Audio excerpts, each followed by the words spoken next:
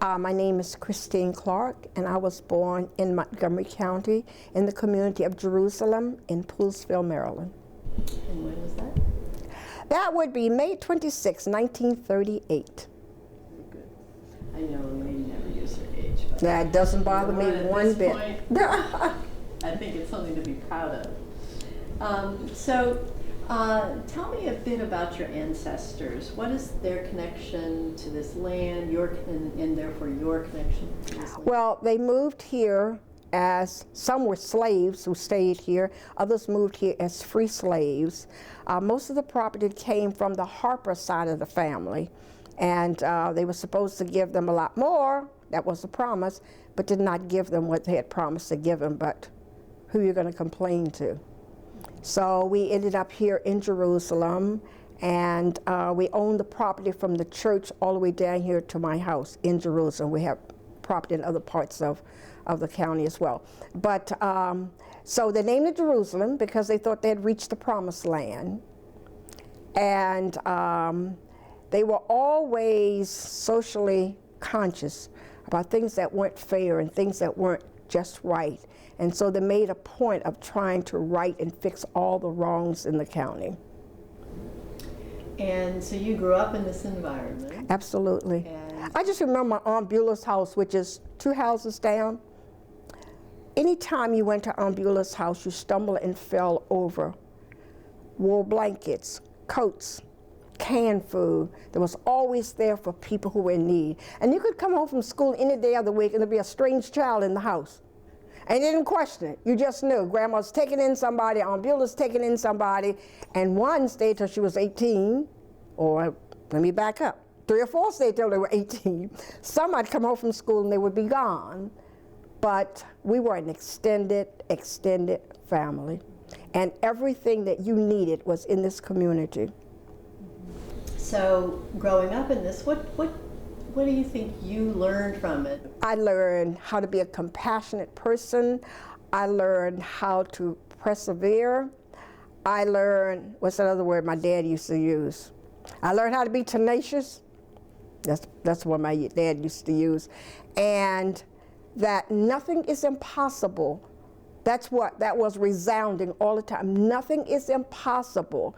You can do anything if you set your mind to it. Anything.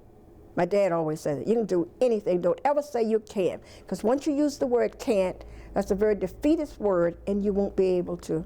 And that's the same philosophy I use with my special students. You can do anything. Can you describe some of your early encounters with racism, with discrimination?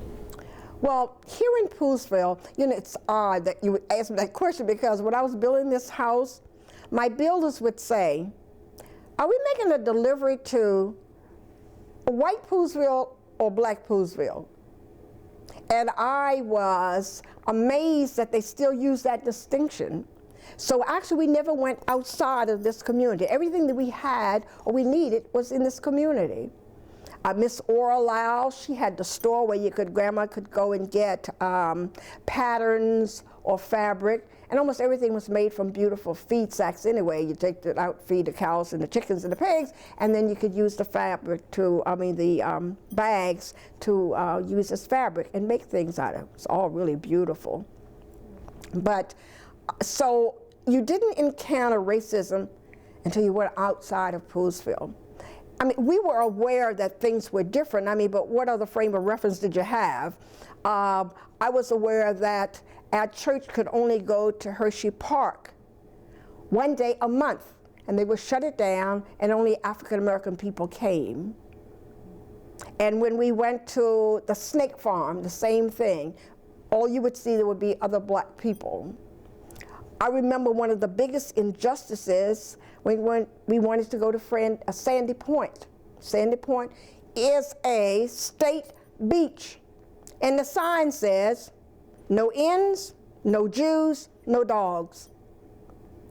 But it didn't make any sense to me, because I'm thinking, isn't that paid for with tax dollars?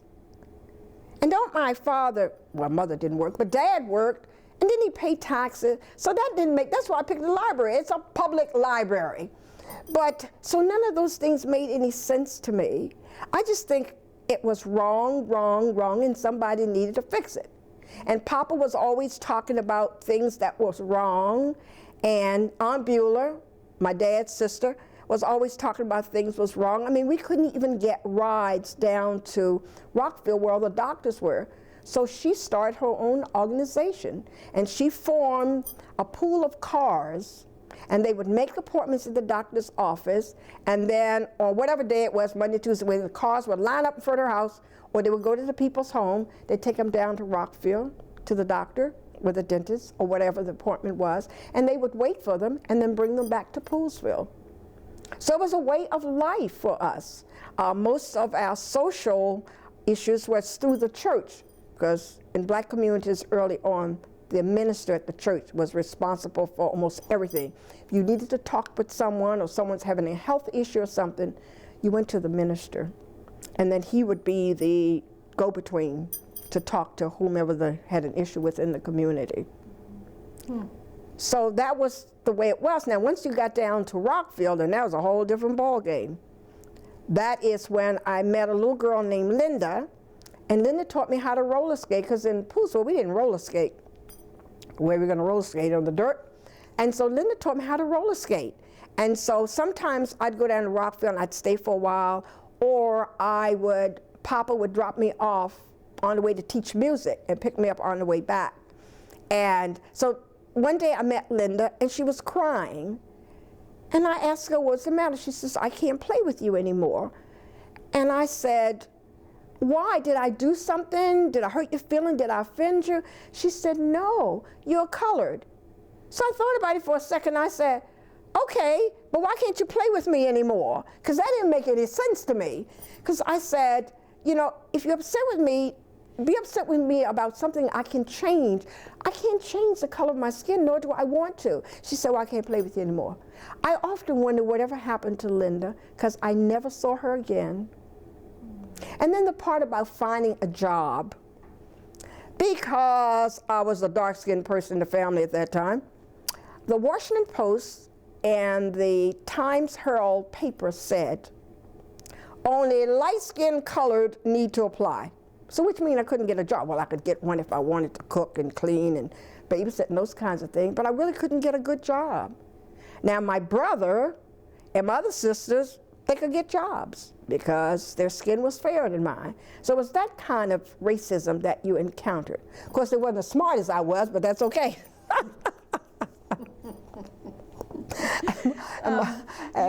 You alluded to the library. Yeah. Tell me about that experience. Well, I was down in Rockville, and I wanted a book, and I guess selective memory, because it was a very painful experience. And I went to the library to get a book. Well, they stopped me at the door, and they said, you're not allowed in here. And I said, why not? It's a public library. And they said, you're not allowed here. Colored people are not allowed. And I said, well, heck, that doesn't make any sense.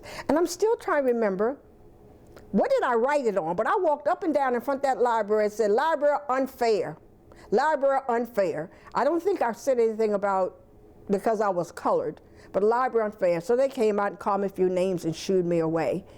But it was such an impression on me, I couldn't go to the library.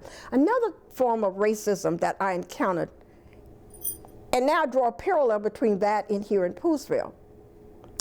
The mail carrier, the letter carrier, did not deliver any mail to African American communities.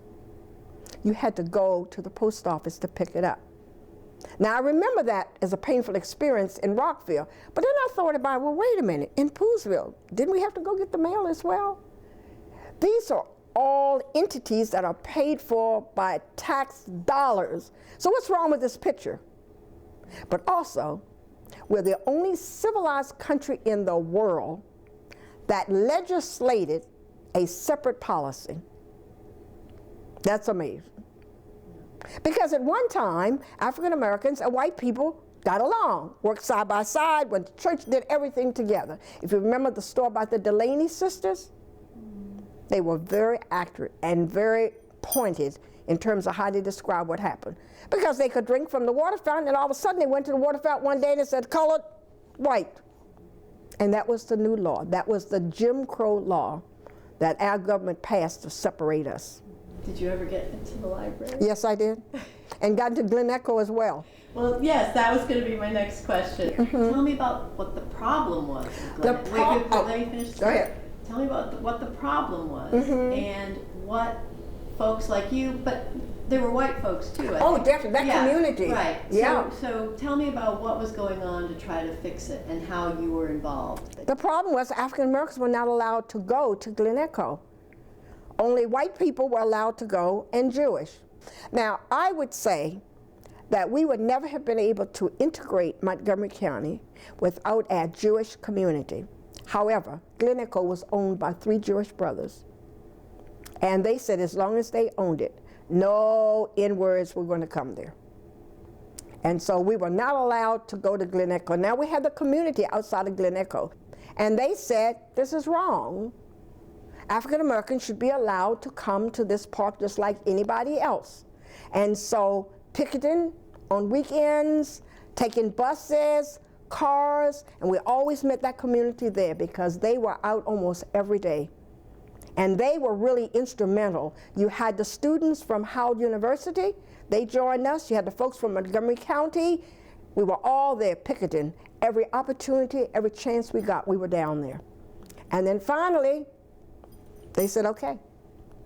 So I never rode on the carousel until we went to the first civil rights celebration at Glen Echo, which was about 5 or 6 years ago. That was my first experience, because that's my favorite. I know my sisters, they all wanted to ride on the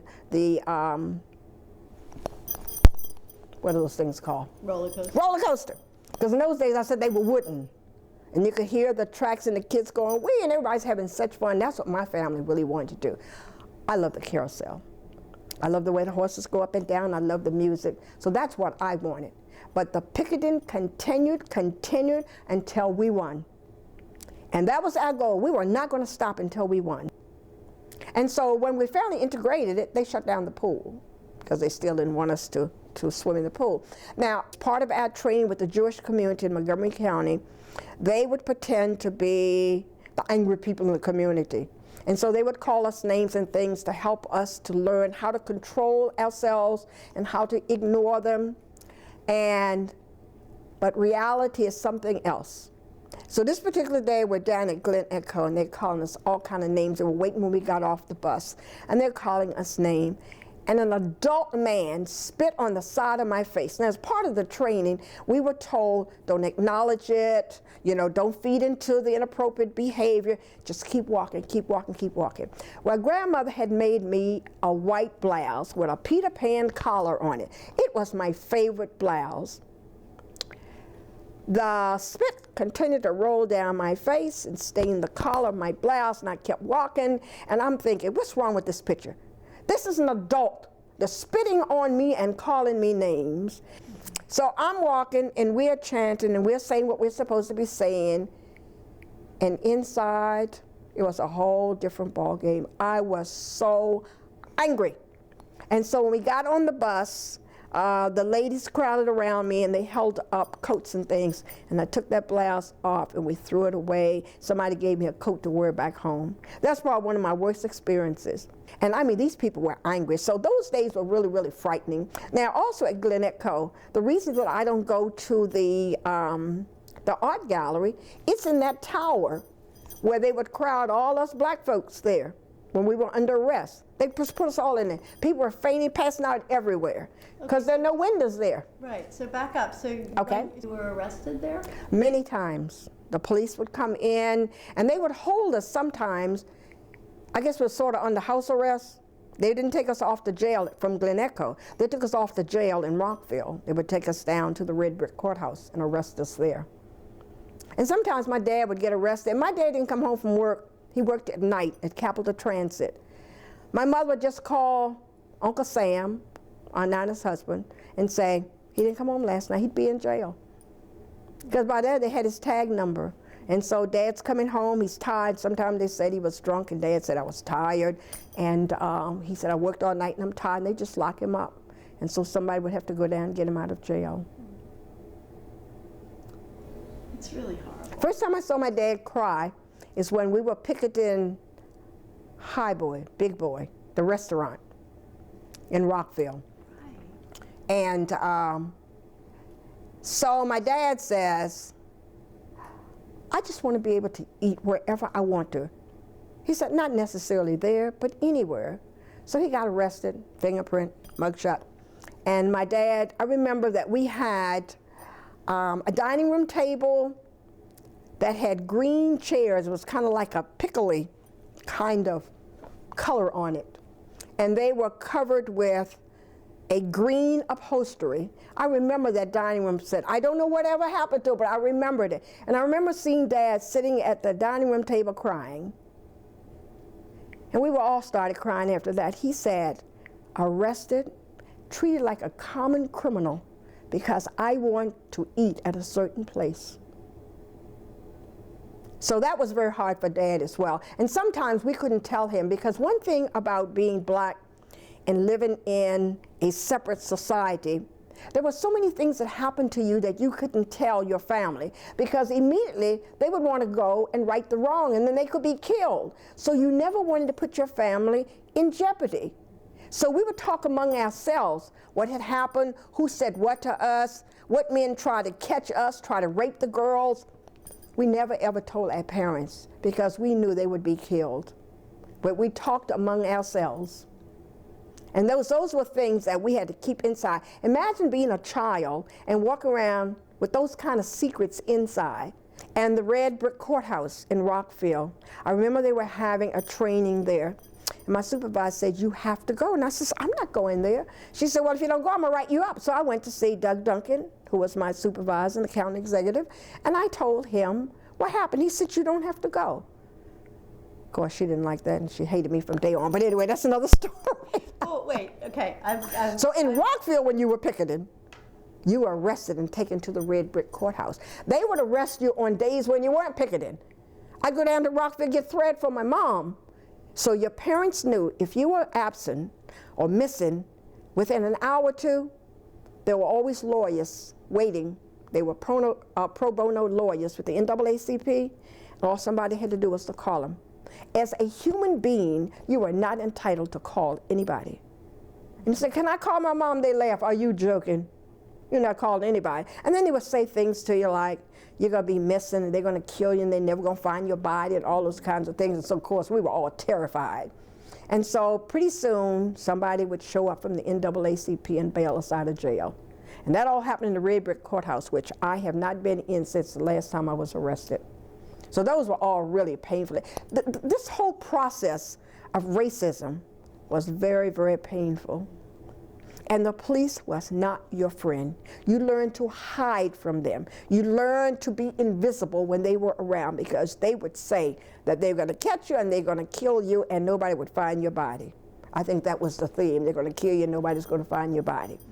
So when white students talked about, oh gee, I just forgot his first name. Last name was Mansfield. And you were told that if anybody bothers you or anything, Dick Mansfield, that's his name, was a police officer. You go to him for help. As black students, you would not go to him for help because he is not going to help you. Now, the Montgomery County Police, I don't remember a lot about them, but I remember the Rockville Police more pointedly because my family lived in the city of Rockville, which is separate autonomy than Montgomery County. They had their own police department. And I know that they would hit women with those sticks just like they would hit any of the men. And I remember the day that I was out in Lincoln Park, which is another historic community, and they came to arrest this woman's son, and she was 9 months pregnant. They threw her on the ground, and they put that axe handle, that's what they used to use in those days, up around her throat, and he kneeled in her stomach. I remember I ran all the way home. I was so scared, and I was terrified, and I don't really know what happened to her. I don't know if she miscarried. If anybody said what happened in Lincoln Park that day, I said, I don't want to hear it. But he kneeled in her stomach, and she was 9 months pregnant. But first he threw her on the ground with such force, the ground shook. And then he put the axe handle up around her neck. They actually had notches in the axe handle in terms of how many African-American heads they split. Of course, they always wore the black leather gloves and carried the flashlight. Black leather gloves, they could beat you, and they would have no scarring. And so if you said they hit you, they said, well, my knuckles look fine. And it was a horrible, horrible place to live. And I said, I just want to go back to Poolesville where I feel safe and secured. It was a horrible place. Furthermore, Grandma said, you're not taking my granddaughter down there with the painted mouth hussies, because they all wore lipstick. Oh, funny. Wow. So you say you were arrested many times. Oh, goodness, yeah, for just walking the street. They call us the black agitators. Now, my brother was more serious, because he traveled with Dr. King, he traveled with H. Rap Brown and Stokely Carmichael, and they were with that organization called SNCC, the supposedly Students of Nonviolence out of Howard University. And so my brother was one of the Freedom Riders. And so there were horrible times for my brother. When Dr. King was arrested in Birmingham, he was in jail. They were outside in that pouring rain, electrified fence. They were all huddled together. So he had it much worse. And when the police said that he was being subversive, FBI, he was on everybody's list, he went to California, and that's a picture of my brother over there in California at Aunt Della's house. And then when the word came that the police knew where he was, or FBI knew where he was, then he went to Canada. So for a while, we had no idea if he was dead or alive. And then after the Freedom Act, the Freedom Information Act, we read about my brother. None of that stuff really happened. It was awful, things that they said about my brother. So my brother died very early because, you know, when my brother went to get a job, because he was light-skinned, and his best friend, Jackson Israel, was light-skinned, but their friend Oscar was not. So when they went, they applied for this job at Congressional Golf Course, so they hired my brother and Jackson Israel, but not Oscar. And he was so angry about it. Oscar, it's okay, man, y'all go ahead and go get your job, it's okay. But Oscar was devastated because his skin was darker, so he couldn't get a job. It was those kinds of things. Heck, my sister teased me. She said, look, you can't even get a job, but I can get one. I said, you're the dumb bunny, so who would give you a job? But she could get a job because they had fair skin. It sounds like all of this was motivation to do better, to do well, to go to college, be the best you could be. When I went off to American University, I said, oh my God, how's this going to work? I came from colored schools. Did better than most of the kids there. They would tease me. Know what she's going to be doing? She's going to be studying this week. Those were rich kids. They came to school driven by chauffeurs. Most of them was high on pot. But anyway, they would go buy papers. They would pay people to do their research. And so I said, wow, I like this. I'm smarter than they are. At least I do my own work. Yes. So I think within the colored schools, because there were only 3 in the whole county, we had Rockville Elementary School, which we had to leave Poolesville and go past all white schools all the way down to Rockville. And then we had Lincoln Junior High, and we had Carver Senior High. One time, we only had 2 schools, and then they built us a senior high school, which is now the Board of Education. George Washington Carver is now the Board of Education, yes. But our teachers lived in the community. We held them in the highest of esteem. And over at my Aunt Beulah's house is where Reverend Moon stayed. And the other teachers who came from Washington, D.C. lived in our communities, and they would come Monday mornings, and they stayed Monday, Tuesday, Wednesday, Thursday, and Friday evenings they would go back home. So they spent the whole week, entire week in our communities. Mm-hmm. Yes. Mm-hmm. So you graduated from American. I did. I graduated from Carver High School. Carver. And then I got an associate degree at the University of D.C. in community, I forgot what it's called. I've got an associate degree in community something. I should remember that, right? And then I got a scholarship to American University. Yes. And so I got a bachelor's there, and then my MED, my master's there as well. Yes.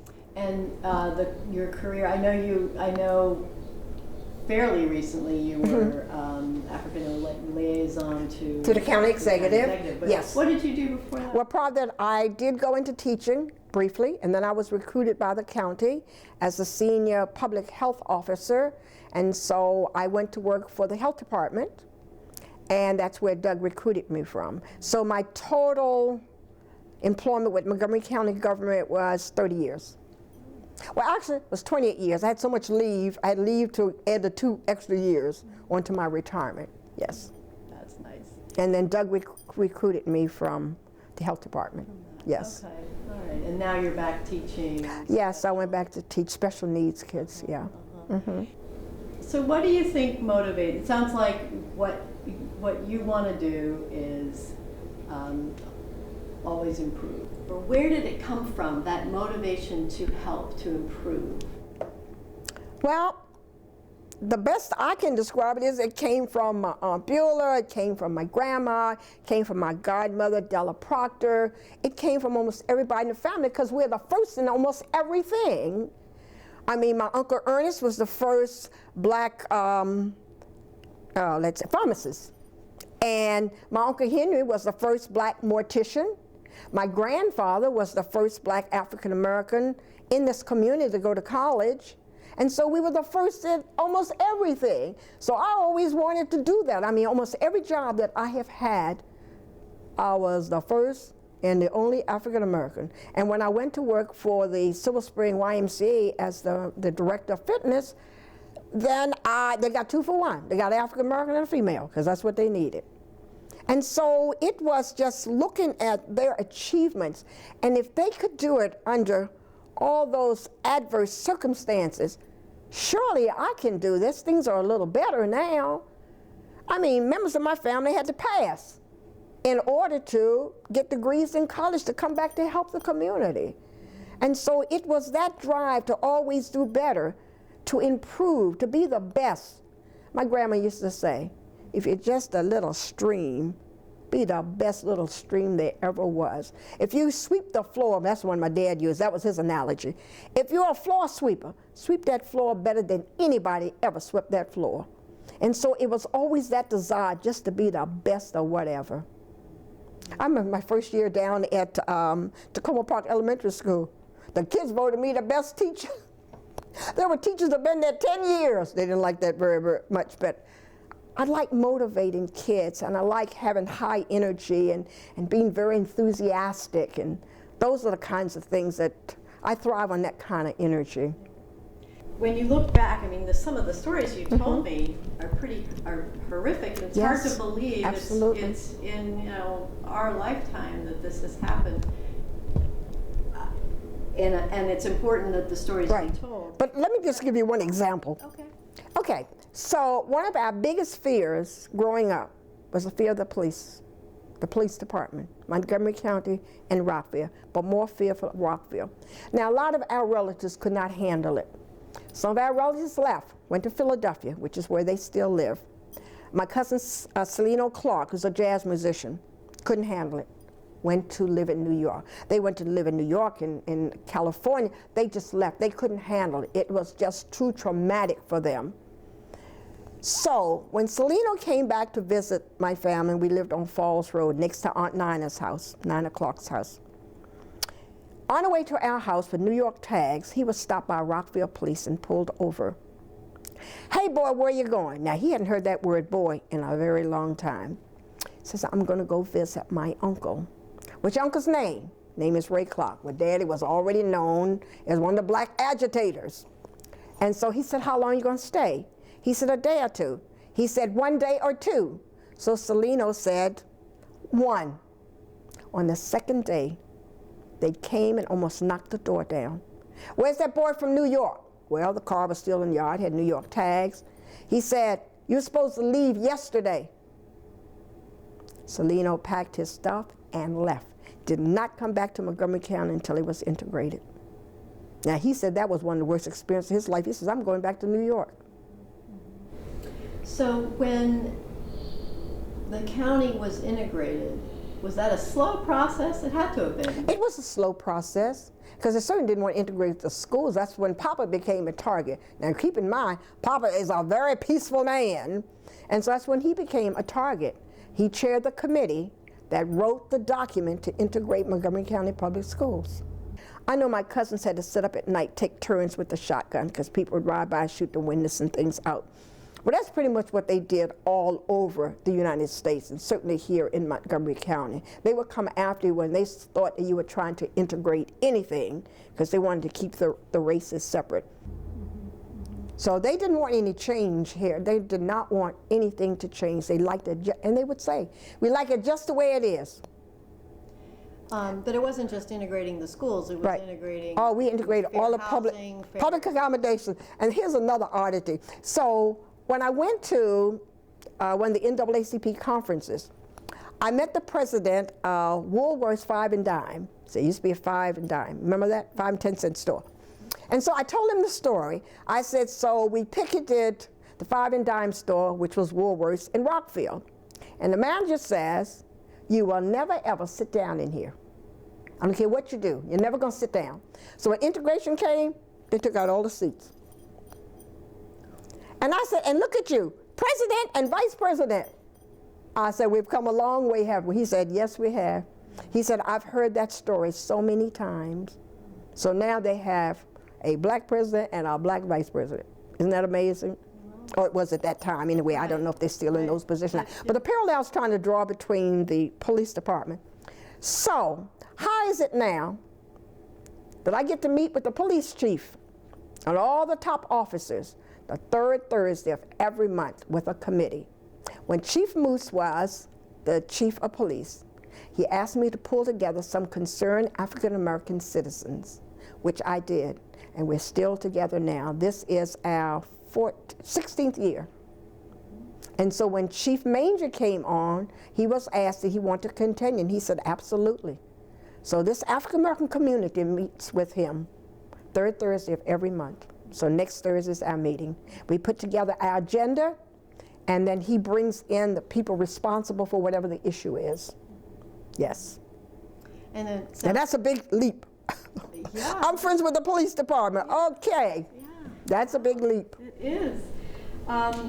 So when you look back at the progress that's been made, you know, since you were a child and beyond, Right. And knowing you had a hand In shaping the community, Yeah. absolutely. How does that feel to you? It's a good feeling, however, it's not enough. I can go down to Rockville this afternoon and be called the N-word. It's not enough.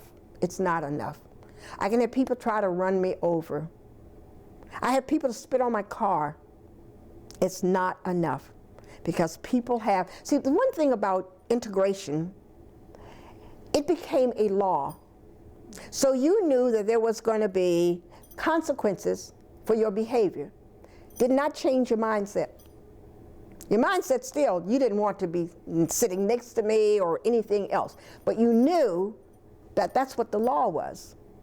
And so you said, well, if I don't do this, then I could go to jail, I pay a fine or something. And so you had consequences for your inappropriate behavior, but didn't change the mindset.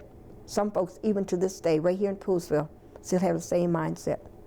I remember when I moved back home, I can't tell you how many times my French doors have been shattered till I got cameras and announced that I had a gun. And believe it or not, I live with my cousins, Sam Harper, Roland Harper, and Bernard Harper. I know how to shoot and do all those kinds of things because they taught me how to do that. And so I went out to Poolesville. I met with the chief of police at that time, and I told him what was happening. And he went out in Poolesville and met with the city or town councilor, I guess they call town of Poolesville, and told him what was happening. And the day before he met with them, somebody painted my house with, it's called war paint, pink paint, paintballs. I came home and paint was just dripping down everywhere, pink. And when was that? That was about 5 years ago. And so I got a sophisticated alarm system. I have cameras. I have a monitor in the kitchen where I can see everything that's happening here during the day. And so I really objected to the police officers' response to it. Just some kids want to steal some money and get beer and cigarette. I said, so that makes it okay? So then I had to report him. So I'm going to report him. One thing my dad said, well, my dad said several things because he was a philosopher. My dad said, take it to the supervisor. That doesn't work? They have a supervisor. That doesn't work? There's still somebody at the top. You keep going until you get an answer. I remember when my dad got cheated at Acme grocery store, he took us all out of school and took us to court because he wanted his 21 cents. Oh, funny. That's funny. And he did get his money, by the way. Yes. Good. Yeah, I want you to see how the system works or not. And I have a feeling this is how you learn. Yeah. Yeah.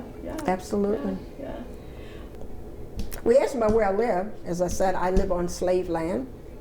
And the slave was owned by the slave. We didn't ask the question. No, okay. So, I think I asked about the land, but then you talked more about the people. About the people, so, so tell me about your home. Where is it? Okay. Well, it's sitting right now on slave property that was owned by free slaves at that time, and that was 1894 is when they purchased the bulk of the land from James and Susan Poole. And then my grandmother, Susan Proctor, purchased another acre in 1921. Now here's the thing about the land, because I went to Annapolis and I testified about how people were stealing the land in Poolesville. You would not dare go register your land. Before you get from Rockville back to Poolesville, your land would be gone. They would just simply take it. But prior to Poolesville, you had to register your land in Baltimore.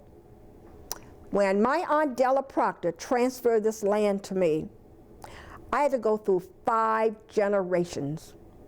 And I had to literally pay the Montgomery County Land and Wills of what the value of the land would have been for those relatives at that time. I can't tell you how many thousands of dollars that was. And then when I got to my own father, I said, "You're gonna make me pay for that too?" So they managed, because I was working for the county, they put a waiver on that. So when I got the house, my Aunt Della transferred all the documents to me when she became ill. So when I went down to Rockville to pay the property taxes, I was told I didn't owe any. See, that was the scheme. They would tell old black folks who lived on fixed incomes, maybe a small retirement, or perhaps just Social Security, maybe, if they didn't work, or they were domestic or something, a domestic, and they were told that they didn't owe any taxes.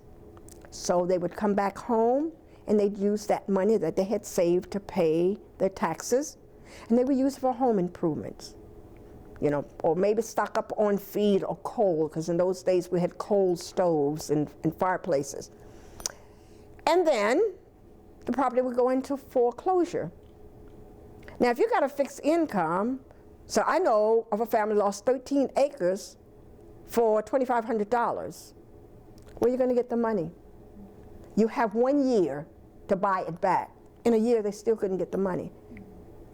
So then we found out there was someone working underhanded, and they were notifying certain realtors when that land became available because of foreclosure. And that's how so many people, Jerusalem, Beltsville, Dickinson, Tobytown, Lincoln Park, what's the other one, Scotland, so many people lost their land that way. And then the realtor would come in and scoop it up. But paying the taxes did not show ownership of the land. They had to wait till they actually lost the land, and then when the land was sold at an auction, they just simply go buy it for peanuts. So I testified about that in Annapolis when I realized what was happening. And they were stunned that that was still going on, and it was. Yeah. Wow. So I almost lost the land. But so when I went to pay the property taxes, I was told, "You don't owe anything." I said, "Okay, now I'm making sense." Aunt Della gave me the paperwork. I'm looking at it. I owe taxes for this year. And I said, they said, I said, "Why don't I owe any taxes?" Now, of course, I know all the black folks, right? So I said, "Who pays the taxes on my property?" "We can't tell you that." "Okay, somebody paid taxes on my property, and you cannot tell me?" All right. So the black folks worked in that office, I knew them. I paid the taxes. I said, "I'm going to pay the taxes on the property. You're going to give me a receipt showing that I paid the property taxes. I strongly suggest that you give the money back to whomever you accepted the money from." I went downstairs in the lobby of the executive office building. I'll call back up and I asked my friend, who paid the property taxes? She told me exactly who it was. I marched myself up to Mr. Potter's office because he was the county executive at the time. I told him what was happening. He said, I'll take care of that right away. And some folks in the county lost their job because they were notifying realtors to steal African Americans' land. So this is in the 80s? Mm-hmm. Wow. This is in the 80s. Now, some of the county attorneys try to fix some of those wrongs. And so when they found paperwork on property or land that they should have, people should not have paid as much taxes on, or there was some deficits or something, they try to fix it. So I was called to the county attorney's office. We took a look at names of people, if they were still alive, or if they had any descendants, relatives, and they were sent checks. And that was a good thing. Absolutely. Yeah. Well, there are some people who try to do the right thing. Yes, try to fix it. Yeah. So, in closing for now, your involvement with picketing and helping students, and it has made a difference. It had, and it's continued to make a difference. Even when I don't see it immediately, even if I don't see it. I ran into a mother of a student I had when I was teaching the severely emotionally impaired students at Weller Road Elementary School. He was one of my worst students, but he remembered that I treated him well. And now he's like 6'6". And I ran into her and I said, how's your son doing? She said, he remembers you well. So every once in a while I run into some of my old students, or I run into their parents. Right. But what I was going to ask was, how do you feel being a part of this change? It's a great feeling, but here's the thing. I would feel much better if the changes were more significant. Because this is the one thing that I had hoped and prayed for, that my grandchildren would never be called the N-word. And when my son told me what had happened to my granddaughter at a private school, I was devastated because I never wanted that to happen. I thought that we could make things so much better and do such a good job at this, that wouldn't happen, but it did. So you have to remember that hatred and racism, they are all learned behaviors. A baby does not come into this world knowing how to hate me because of the color of my skin. Somebody has to teach that. And then when I learned among the clans that that's what they teach their children, and if they use the N-word as their first word, then that's a big celebration. I was devastated when I heard that. How could anybody have that thought process? That's just not real to me. I can't wrap my mind around something that heinous and ridiculous, but that's what I was told, and I've read that since then. Yeah. Well, I'm very sorry that seems to be continuing. But here's the thing. I said, okay, I grew up during racism, then integration, and quite honestly, and quite frankly, I don't know where we are now. Sometimes I see us moving backwards. I just don't know where we are now. When I hear African American students say, it's not cool to be smart, I'm devastated. Do you have any idea how hard we worked to get to where we are? And for the people who don't vote, do you know how hard that was? To ask stupid questions like, well, how many colors in a coloring box? What are the colors? And then you don't get to vote. Do you have any idea what we went through? People died for the freedom of education, a good education, and the freedom to vote. People died for that. And so you don't vote because you said it doesn't make any difference. Well, then since you have no part in this process, then don't complain. That's my answer to that. Thank you. I appreciate it. You're welcome.